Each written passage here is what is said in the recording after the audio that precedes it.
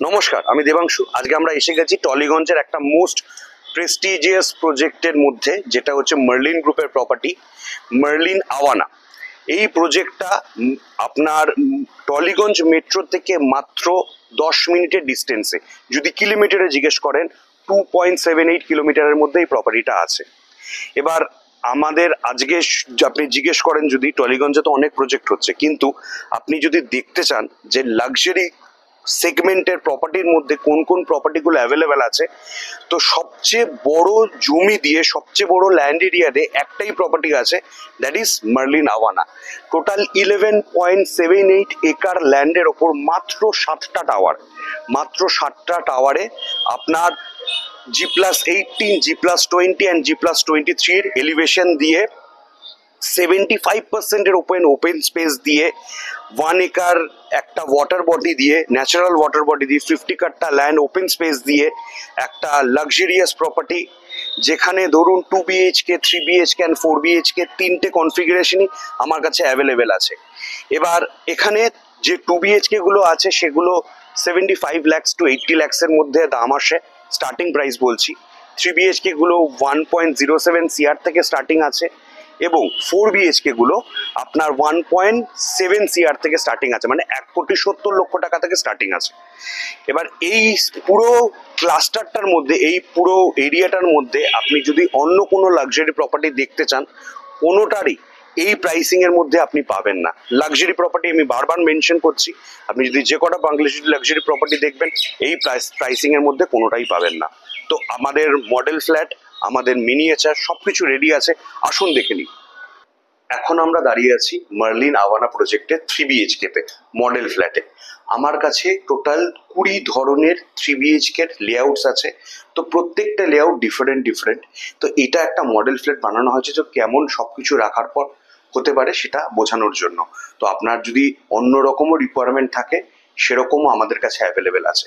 তো এই যে ফ্ল্যাটটা, মডেল ফ্ল্যাটটা, এটা একবার দেখে নিচ্ছি। রাইট হ্যান্ড সাইডে আমার লিভিং এরিয়া হয়ে যাচ্ছে,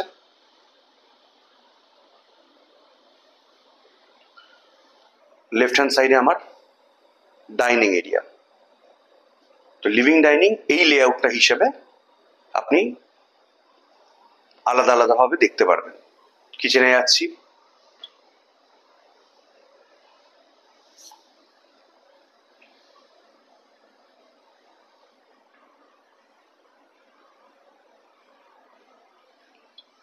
এবার আমাদের ফার্স্ট বেডরুম বা গেস্ট বেডরুম। প্রথম বেডরুমটায় ঢোকার সবকিছু রাখার পর আমার এতটা স্পেস থাকবে, তার সঙ্গে আমার কভার স্পেস থাকবে, যে স্পেসটা আপনি ইউটিলাইজ করতে পারবেন আপনার কাবার্ড বানানোর জন্য, বা কোনো আলমারি থাকলে সেটাকেও এখানে রাখতে পারেন। এটা কার্পেট এরিয়ার বাইরে।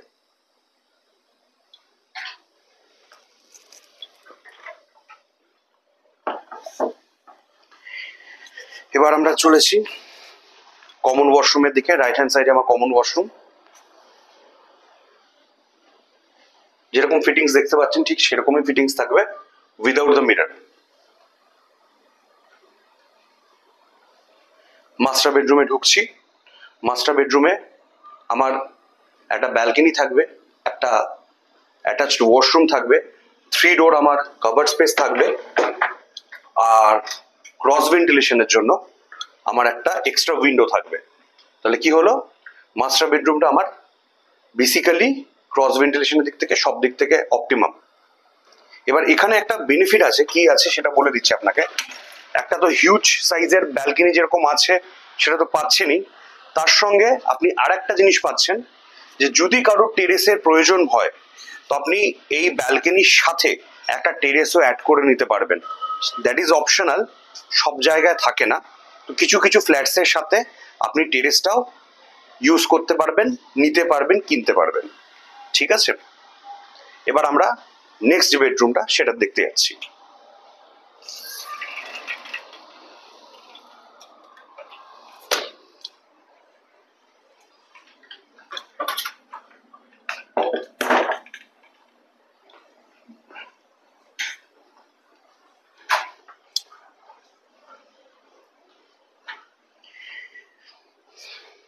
এটা 3 BHK 3 টয়লেটের লেআউট আছে। তো এই রুমটার সাথেও আপনি ক্রস ভেন্টিলেশনের দুটো উইন্ডো পেয়ে যাবেন। একটা অ্যাটাচড ওয়াশরুম পেয়ে যাবেন আর একটা 3 ডোর কভার্ড স্পেস পেয়ে যাবেন।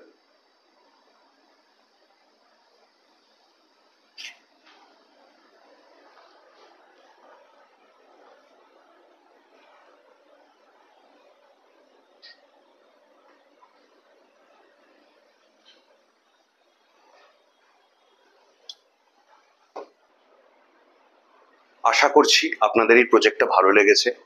For more details and site visit, kindly contact the number mention in the below. Thank you.